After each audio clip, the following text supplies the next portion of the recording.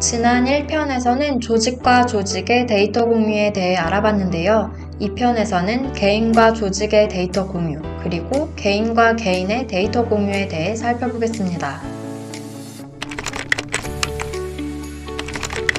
아이데이터 제도의 경우 개인의 데이터는 개인이 관리하지 않습니다.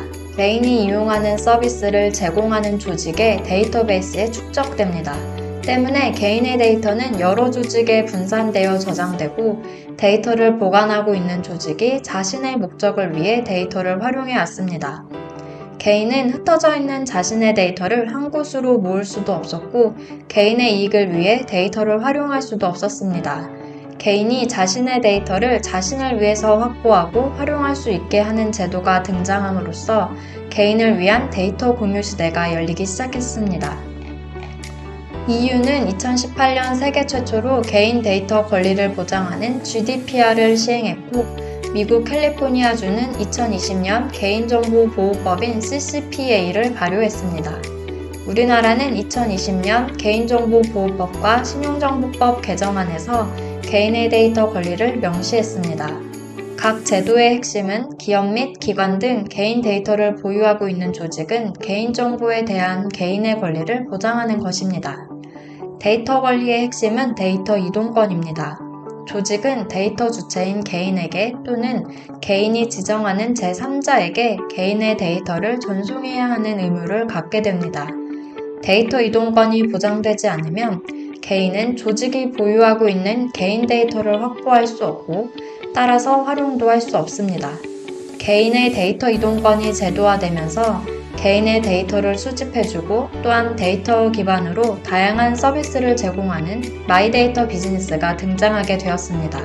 우리나라에서 개인의 데이터 관리는 개인정보보호법과 신용정보법에 규정되어 있으며 그중 데이터 이동권은 2020년 신용정보법 개정 과정에서 신설되었습니다. 따라서 모든 개인정보의 데이터 이동권이 보장된 것은 아니고 신용정보에 국한해서 데이터 이동권이 보장된 것입니다. 이후 2021년 12월 전자정보법 일부 개정안이 시행됨으로써 공공부문에서 보유하고 있는 본인의 핵정 정보를 본인의 요구에 의하여 제3자에게 바로 보낼 수 있게 되었습니다. 현재 국회에서 심의 중인 개인정보보호법에는 모든 분야의 개인정보에 대해서 전송 요구권을 보장하는 내용이 포함되어 있습니다. 개인정보보호법 개정안이 발효될 것으로 예상되는 2023년에는 개인은 민간과 공공을 아우르는 모든 산업 분야의 본인 데이터를 수집할 수 있게 될 것으로 전망됩니다. GDPR에서 개인정보는 식별된 또는 식별 가능한 자연인과 관련된 일체의 정보를 가리킵니다.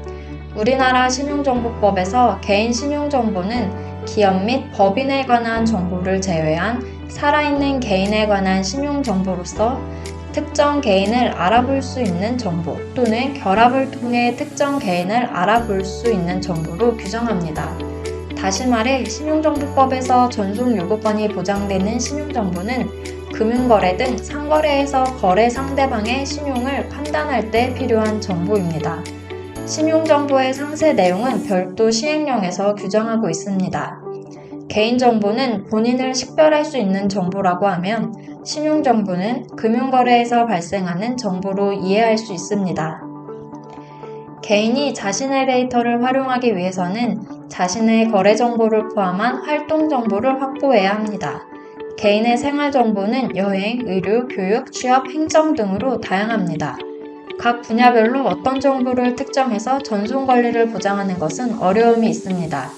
산업 분야별로 이해관계자들이 다양하게 존재하고 있어서 공감대 형성이 쉽지 않기 때문입니다. 또한 빠르게 변화하는 디지털 경제 환경에서 개인이 필요로 하는 정보 내용은 수시로 바뀔 수 있어서 제도로 따라잡기에는 한계가 있습니다.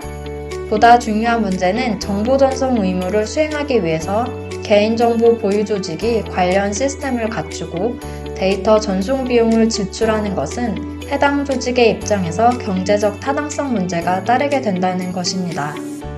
개인에게 개인의 활동 및 거래 데이터를 제공하는 것은 개인 데이터 보유 조직이 자율적으로 수행하도록 하는 방안이 필요합니다.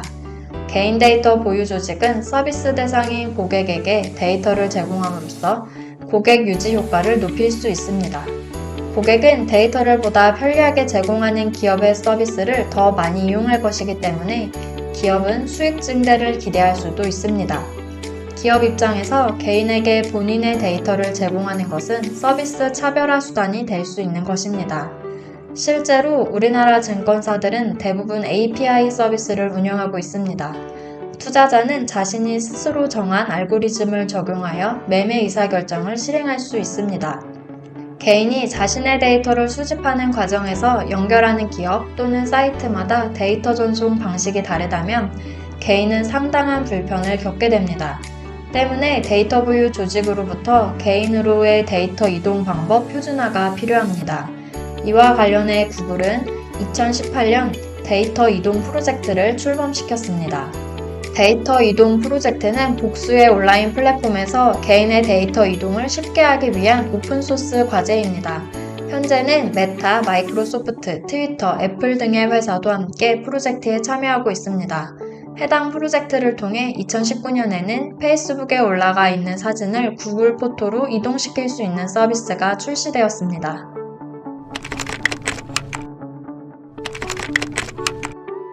디지털 시대에 폭증하는 데이터의 대부분은 개인들이 생산합니다. 사람들은 모바일 앱을 통해서 생활에 필요한 일들을 해결하는 등 하루 종일 디지털 디바이스와 함께 하고 있습니다. 이 중 개인이 생산하는 데이터 중에서 조직과 연관된 데이터는 조직의 데이터베이스에 기록됩니다.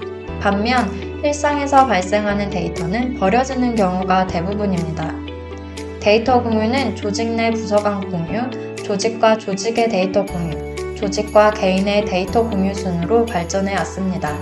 컴퓨팅 자원을 조직이 먼저 갖추었기 때문에 당연한 결과입니다. 지금은 개인도 연결된 컴퓨터를 충분히 보유하고 있습니다. 때문에 앞으로는 개인과 개인의 데이터 공유 시대가 빠르게 다가올 것으로 전망됩니다. 특정 개인의 데이터는 동일한 관심을 갖는 다른 개인에게 도움이 될 수 있습니다. 이렇듯 다수의 개인 데이터가 모이면 더욱 유용한 의미를 찾을 수 있습니다. 데이터 공유에 참여하는 개인의 수가 증가할수록 데이터 가치도 더욱 커집니다.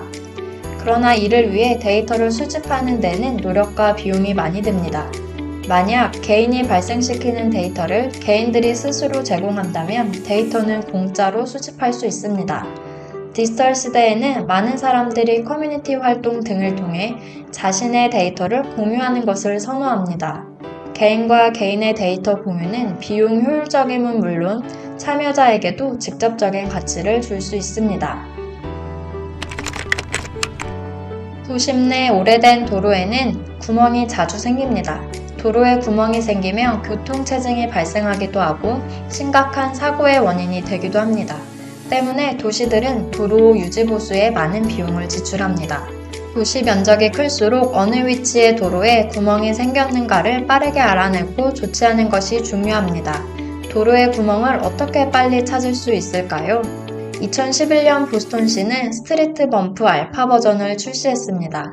운전자가 스트리트 범프를 다운받아서 설치한 스마트폰을 갖고 주행하면 스트리트 범프는 차에 전해진 충격을 감지하여 위치 정보와 함께 서버에 전송합니다. 서버는 데이터 분석을 통해 도로의 손상된 곳의 위치를 기록하고 다른 운전자들에게 손상된 도로의 위치를 전송합니다.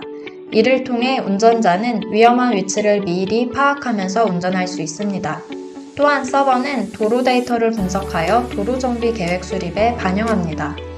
보스턴시는 기계학습 등을 통해 탐지 정확도를 높이기 위한 노력을 지속하고 있습니다. 스트리트 범프는 개인들이 도로 상태 데이터를 수집하여 시외 서버를 통해 공유하는 시스템입니다. 개인들이 데이터 수집을 위해 별도로 노력하는 것은 없습니다. 하지만 개인의 데이터가 모여서 도시의 도로 상태를 실시간으로 모니터링할 수 있고 이를 운전자들이 공유함으로써 운전의 안정성을 높이는 효과가 있습니다. 2004년 MIT에 다니던 제임스와 벤 헤이우드가 인터넷 커뮤니티를 만들었습니다. 루게릭병에 걸린 동생을 돕기 위해 같은 병을 앓고 있는 환자들끼리 정보를 공유하기 위한 목적이었습니다. 2008년 리튬이 루게릭병의 진행을 지연시킨다는 논문이 발표되었고 커뮤니티 회원들이 1년간 테스트해본 결과 효과가 없는 것으로 나타났습니다. 이는 환자 데이터 교환 플랫폼의 중요성을 인식하게 하는 계기가 되었습니다. 2022년 Patients Like Me에는 2,900가지 질환에 관련된 83만 명의 회원이 있습니다. Patients Like Me는 온라인 데이터 공유 플랫폼입니다. 회원들은 자신의 상태, 진료 이력, 부작용, 증상, 처방 등과 함께 체중, 체온, 혈압 등을 입력하고 있습니다. 이를 통해 자신의 기록을 시계열 데이터로 확인하며 패턴을 찾을 수 있고 데이터 공유 플랫폼을 통해 자신과 유사한 패턴을 보인 다른 환자의 시계열 데이터를 확인할 수 있습니다. Patients Like Me는 제약회사들의 연구활동 참여를 통해 수익을 창출합니다. 특정 증상을 보이는 회원 중에서 자원자를 대상으로 특정 약품의 효과적 활용 방안을 조사합니다. 오픈 리서치 익스체인지를 통해 온라인으로 빠르게 프로토타이핑, 설문조사 등을 수행할 수 있습니다. 환자의 데이터를 공유함으로써 환자의 증상과 치료 이력 데이터를 보다 잘 활용할 수 있게 되었습니다. 또한 동시에 다수의 환자 사례를 수집하고 활용할 수 있게 됨으로써 의료 연구에도 큰 도움이 되고 있습니다. 기존 의료활동의 주체는 병원, 의사, 제약회사였지만 자신의 데이터를 활용하는 환자가 점차 의료활동의 주체로 자리 잡고 있습니다.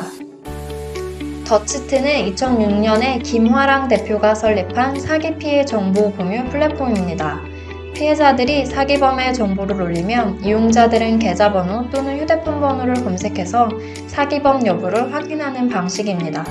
더치트 홈페이지에 따르면 2022년 8월 기준으로 전체 피해 사례 수는 158만 8,608건, 누적 사기 예방 수는 2,487만 7,961건에 이릅니다. 디지털 거래 확대에 따라 더치트의 서비스 범위도 증가하고 있습니다.